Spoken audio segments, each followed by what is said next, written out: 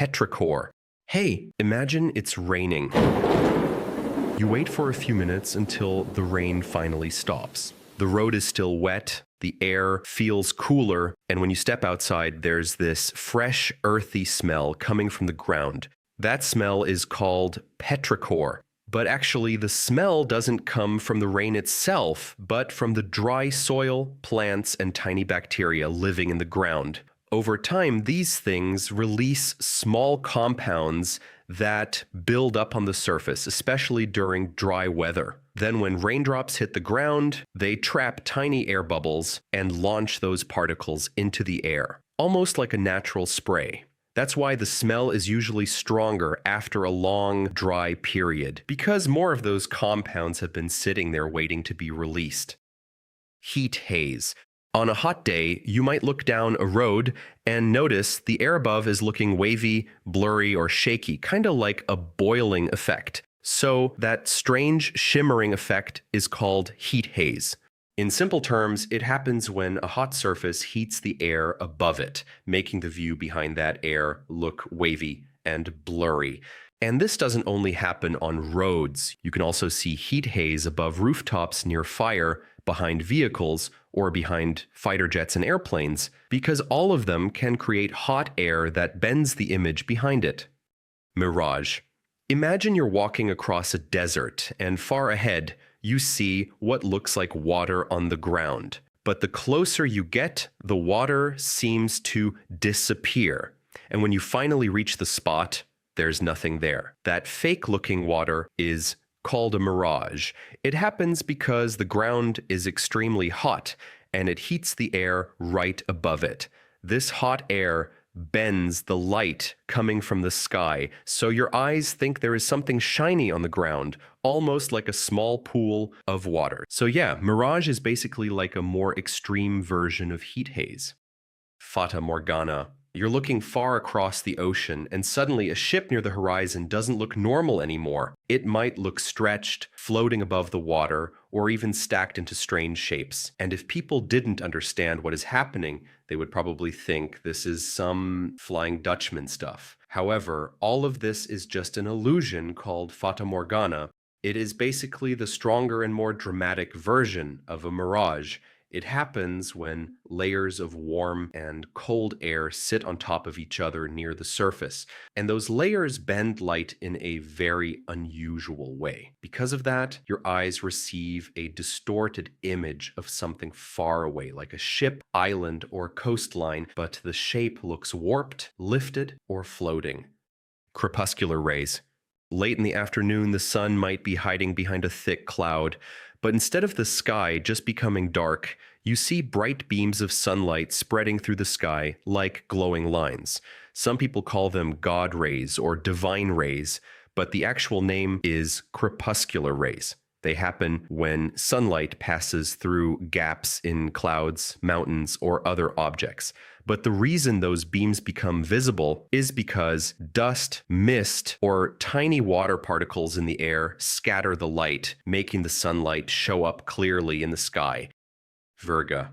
Sometimes you might look at a cloud and see what looks like rain falling from it, but when you look at the ground, nothing is wet, so it feels like the rain disappeared before it landed. That disappearing rain is called Virga. It happens when rain or snow falls from a cloud, but the air below is too dry and sometimes too warm, so the drops evaporate before they reach the ground. This is more common in dry places, like deserts, open plains, or hot inland areas where the air near the ground does not have enough moisture. Dust devils. On a dry, sunny day, you might see a small spinning column of dust crossing an empty field, road, or parking lot, almost like a tiny tornado moving across the ground. That spinning column is called a dust devil. It forms when the sun heats the ground and the hot air near the surface rises quickly through cooler air above it. If that rising air starts rotating, it can pull loose dust, sand, leaves, or small debris into the spin, making the invisible movement of air suddenly visible. However, even though it looks like a baby tornado, it is not the same thing. Tornadoes come from powerful storm clouds, while dust devils usually form during clear and calm weather. Most of them are weak and disappear quickly, but stronger ones can still knock over light objects, flip umbrellas, or throw dust into people's faces. Moon halos. At night, you might look up and see the moon surrounded by a huge glowing ring, almost like a perfect circle drawn around it in the sky. That ring is called a moon halo. It happens when moonlight passes through tiny ice crystals high up in thin clouds, usually cirrostratus clouds. These ice crystals bend and spread the light at a specific angle, which is why the halo often appears as a large circle around the moon. The interesting part is that a moon halo can sometimes mean moisture is moving into the upper atmosphere, so rain or a change in weather may come later. Sundogs. During a cold morning or late afternoon, you might look near the sun and see two bright spots on the left and right side of it, almost like the sky has made extra mini suns. Those bright spots are called sundogs. They happen when sunlight passes through tiny ice crystals high in the sky. But unlike moon halos, sundogs are usually easier to notice when the sun is low, like near sunrise or sunset, because the light hits the ice crystals at a better angle. They are also more common in colder places, especially in areas with icy air or thin high clouds, but they can still happen in other places too if the upper sky is cold enough. Sometimes they even show a little rainbow color. Green sky.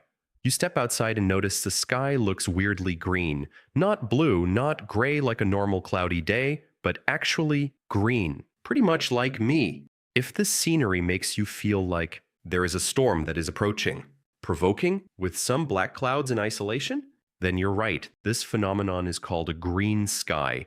It usually happens when a storm cloud is very thick, very tall, and full of rain or hail. Because the cloud is so dense, sunlight passing through it can turn the sky into a green or green-gray color. So when the sky turns green, it usually means the storm above you is not just normal rain. And this is why people often connect green skies with tornadoes. But remember, even when a storm looks really bad, it still doesn't mean a tornado will happen. The green color mostly means the storm is strong, not that a tornado is guaranteed. And one more thing, during a strong storm, the sky doesn't only change color, sometimes the clouds themselves start changing shape too, forming something called Mammatus Clouds.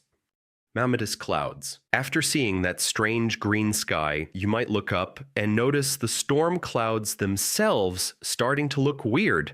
The bottom of the cloud has rounded lumps hanging downward in groups. Those are called Mammatus Clouds. Most clouds form because warm air rises upward and water vapor clumps together into a cloud shape.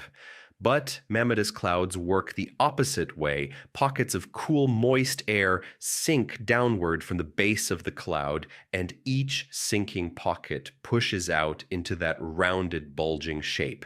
That's why they look so different from normal clouds. Another thing is, they don't always look the same either. Depending on the light around them, Mammatus Clouds can appear white, gray, dark, orange, or even slightly greenish if the green sky is still visible behind them. Lenticular Clouds.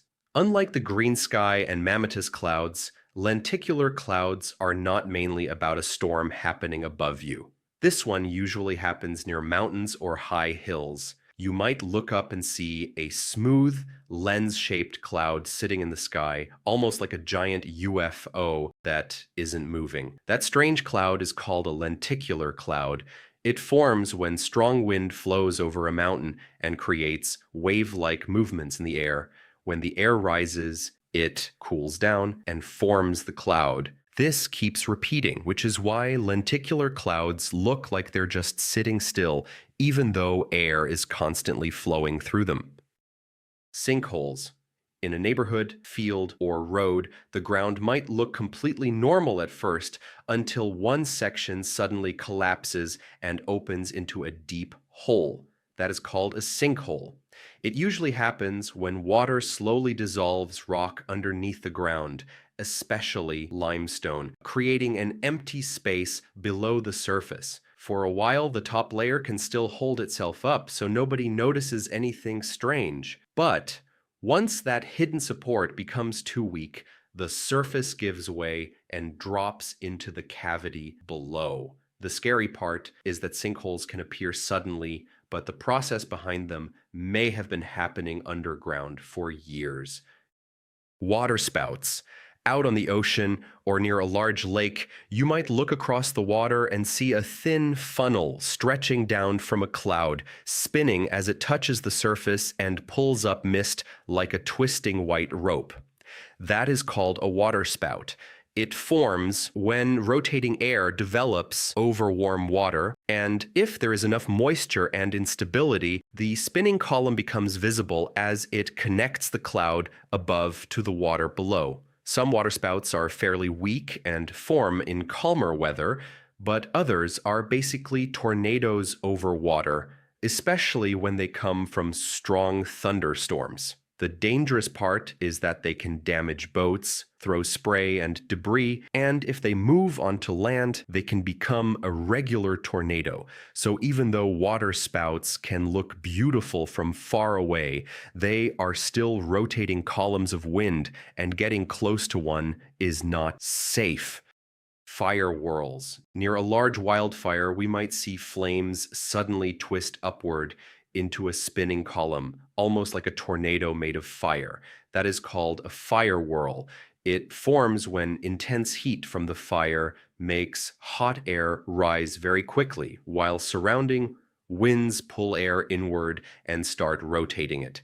As the rotation tightens, flames, ash, smoke, and burning debris can get pulled into the spin, making the fire move faster and behave in a more unpredictable way. What makes fire whirls so dangerous is that they are not just visually scary. They can spread burning material beyond the main fire line and make it harder for firefighters to control the blaze. Bioluminescent waves. At night, you might walk near the beach and notice something strange every time the waves hit the shore. The water suddenly glows blue for a second, then disappears again when the wave settles down. That glowing wave is called bioluminescent waves. It happens because the water is filled with tiny living organisms, usually a type of plankton called dinoflagellates. When something disturbs them, like crashing waves, swimming fish, or even footsteps in shallow water, they release a quick flash of blue light. This usually happens more clearly at night, especially in dark places with less city light, because the glow is easier to see. Rip currents. You're at the beach, and the waves are crashing everywhere. But then you notice one narrow area where the water looks a little calmer, with fewer white waves breaking on the surface. It almost looks like a good spot to swim, but that calm-looking gap can actually be a rip current. So a rip current forms when waves push water toward the shore, and that water needs a way to go back out to sea. Sometimes it escapes through one narrow path, creating a strong current that pulls away from the beach. The dangerous part is that a rip current usually doesn't pull you underwater. It pulls you farther from shore, and that's when people panic and try to swim straight back against it. But that only wastes energy. The safer move is to swim sideways along the beach until you get out of the current, then swim back toward land. Soil liquefaction. An earthquake is already scary, but in some places the ground doesn't just shake, it can suddenly stop acting like solid ground. Roads can crack, buildings can tilt, and sand or water can start bubbling up from below. This is called soil liquefaction. It usually happens in places where the ground is made of loose soil or sand, and there is a lot of water trapped underground. When an earthquake shakes that kind of ground hard enough, the soil loses its strength and starts acting more like wet mud than solid land. That's why buildings can sink, pipes can break, and entire streets can shift, even if the earthquake didn't directly destroy them.